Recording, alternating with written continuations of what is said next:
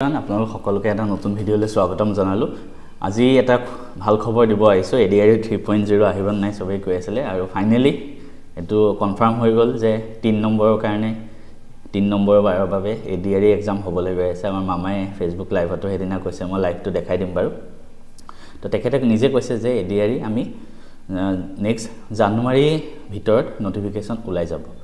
এতিয়া ইয়াৰ কাৰণে আমি কি কৰিব লাগিব? তো তাৰ কাৰণে আপোনালোকে এতিয়াৰ পৰা প্ৰিপাৰেচন কৰক, ঠিক আছে? যোনে এডিআৰই এক্সামত এবাৰ পাস কৰিব নোৱাৰিলে বা যোনে নতুনকৈ দিম ভাবি আছে, এই মুহূৰ্তৰ পৰা আপোনালোকে প্ৰিপাৰেচন আৰম্ভ কৰি দিয়ক। টাইম টেবুল বনাওক। মই ধুনীয়াকৈ কোৰ্স লৈ আহিম, কমপ্লিটলি আমাৰ ইউটিউবত থাকিব আৰু ধুনীয়াকৈ মই টাইম টেবুল বনাই দিম। আপোনালোকে এনেকৈ পঢ়িব পাৰিব, জব কৰি থকা সকলেও কেনেকৈ পঢ়িব, নিজে পঢ়া সকলে কেনেকৈ পঢ়িব।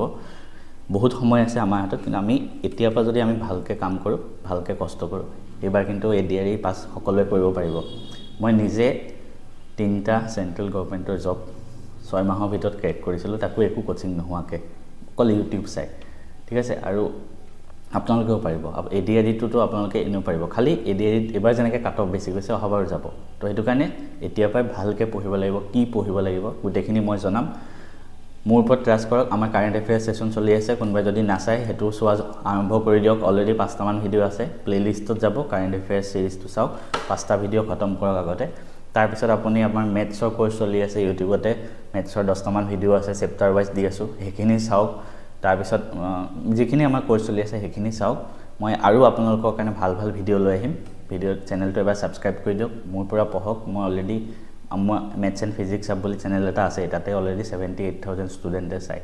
তো এই জব হাব চেনেলটোত মই যিসকল অসমৰ জবৰ এছপিৰেণ্ট আছে তেওঁলোকক গাইড কৰিম, তেওঁলোককো সকলো এক্সাম ক্ৰেক কৰাম, আৰু সেইটো মোৰ প্ৰমিছ হয়। আপোনালোকে ভালকৈ এতিয়াৰ পৰাই পঢ়া। নগাঁওলৈকে যাওঁতে 16 তাৰিখে নগাঁৱত গৈছিলোঁ, তাতো এগৰাকী ভাগিনে এনেকেই কথা ক'লে, আৰু বৰদোৱাতো আন এগৰাকী ভাগিনে একেই কথা ক'লে যে সমাজ অধ্যয়নৰ পেপাৰখন এইবাৰ মেট্ৰিকত খুব টান হৈছিলে। মই প্ৰত্যেকটো কথাই চিৰিয়াছলি লওঁ। গুৱাহাটীত আহি সেবাৰ চেয়াৰমেনক মই সুধিলোঁ যে সমাজ অধ্যয়নৰ পেপাৰখন সঁচাই টান হৈছিল নেকি? সেবাৰ অধ্যক্ষ ডাঙৰীয়াই মোক ক'লে যে প্ৰশ্নখনৰ পেটাৰ্ণ বদলিছে। যোৱা বছৰো প্ৰশ্নখনৰ পেটাৰ্ণ বদলোৱা হৈছিল, আৰু এইবাৰো পেটাৰ্ণটো বদলোৱা হৈছে যাতে ছাত্ৰ ছাত্ৰীসকলৰ জেনেৰেল নলেজৰ পৰীক্ষা সেবাই ল'ব পাৰে। ব্যৱস্থাটো আদৰণীয়, কিন্তু যদি মোৰ ভাগিনবিলাকে আকৌ মেট্ৰিকত ফেইল কৰি যায় তেতিয়াহ'লে কেনেকৈ হ'ব? সেইটোতো হ'ব নোৱাৰে। সেইকাৰণে মই সেবাৰ অধ্যক্ষক মই অনুৰোধ কৰিছোঁ যে আপুনি চাব, যদি মোৰ ভাগিনবিলাকৰ পৰীক্ষা সমাজ অধ্যয়নখনত বেয়া হয় কিন্তু আন পেপাৰবিলাকত ভাল হয়, তেতিয়াহ'লে এইবাৰ সমাজ অধ্যয়নত আমি সকলোকে অতিৰিক্তকৈ কিবা নম্বৰৰ ব্যৱস্থা কৰি হ'লেও ভাগিনসকলক মেট্ৰিক পাছ কৰাৰ সুবিধা কৰি দিব লাগিব। তেখেতে মোৰ অনুৰোধক বিবেচনা কৰিম বুলি প্ৰতিশ্ৰুতি দিছে, আৰু সেয়েহে ময়ো ভাগিনসকলক ক'ব খুজিছোঁ যে সমাজ অধ্যয়নৰ কাৰণে আমি আৰু চিন্তা কৰিব নালাগে।